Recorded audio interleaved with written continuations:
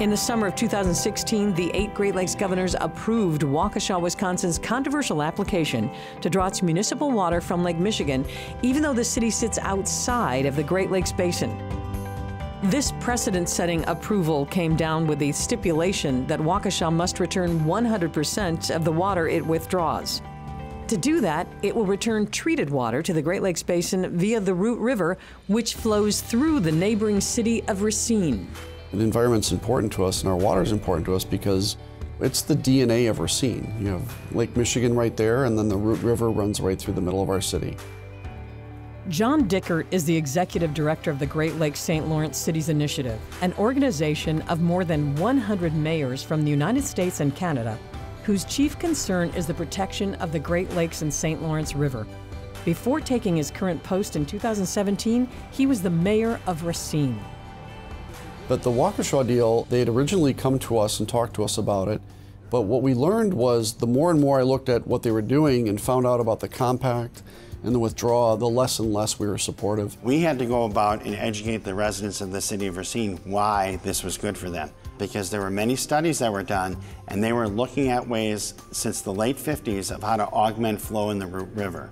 Due to the urbanization of the whole area, there wasn't the natural percolation that was happening. It was mainly flash instances of water coming down the river due to rain events. There wasn't that natural percolation that would provide that base flow of water to the Root River. So they were looking for a base flow.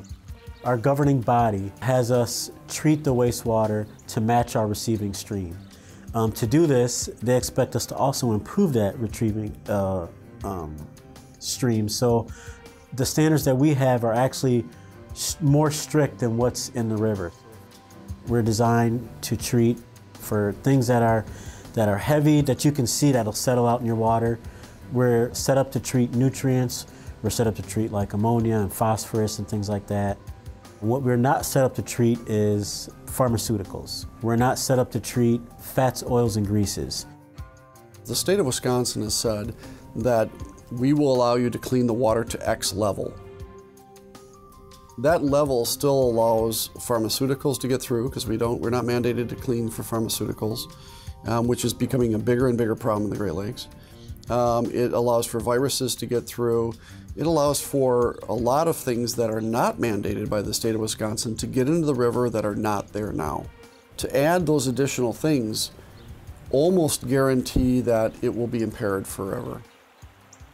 People think if you drop it down the drain or flush the toilet, it's gone away. Well, all you've done is put it into the wastewater treatment plant and into a receiving body someplace. So we have to pay attention to things like that and protecting the quality of the Great Lakes. You don't do that by preventing the discharge into the receiving water. You prevent it by recycling those products and don't allow them to get it in the beginning.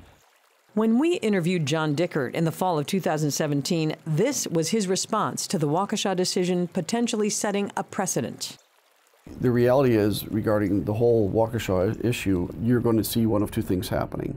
You're either going to see people that are going to come in and say, well, they got it, so I want it, or you're going to see people right outside the compact space who are saying, you know, we've run into some problems, and we have to have this or else. On January 26th of 2018, Racine, under the leadership of Mayor Corey Mason, applied to the Wisconsin Department of Natural Resources to divert up to an annual average of 7 million gallons of water a day to areas of the village of Mount Pleasant that lie outside the Great Lakes Basin.